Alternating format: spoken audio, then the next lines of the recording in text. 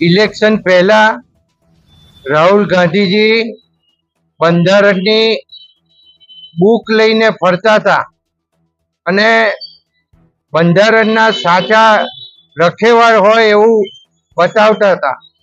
એમની માનસિકતા અમેરિકાની અંદર ખુલી ગઈ અને એમણે જે રીતે અનામતનો વિરોધ કર્યો છે એ સ્પષ્ટપણે દેખાય છે કે બોલવાનું જુદું, ચાવવાનું જુદું.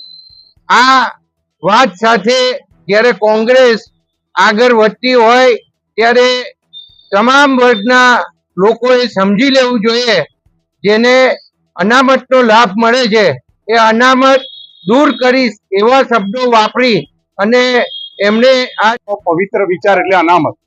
એસસી, એસટી, ઓબીસી ને નબળા વર્ગને ઊંચા લાવવાનો વિચાર એટલે અનામત.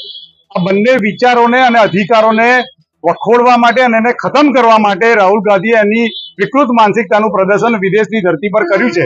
ચૂંટણી સમયે લોકોને મૂર્ખ બનાવવા માટે સંવિધાનની ચોપડી લઈને નીકળેલા રાહુલ ગાંધી અને એના સમગ્ર કોંગ્રેસી પરિવારજનોને સમગ્ર સમાજના સવર્ણ સમાજના લોકો પણ અત્યારે હાજર રહીને એનો વિરોધ કરી રહ્યા છે. અને આવી માનસિકતા વાળી કોંગ્રેસને, રાહુલ ગાંધીને ક્યારેય સત્તા પર ન આવવા દઈ નરેન્દ્ર મોદીના શાસનમાં આ દેશમાં અનામત અને જેને જરૂર છે એ લોકોને અનામત આપીને સુરક્ષિત રાખીશું. એના માટેનો આજનો આ કાર્યક્રમ છે.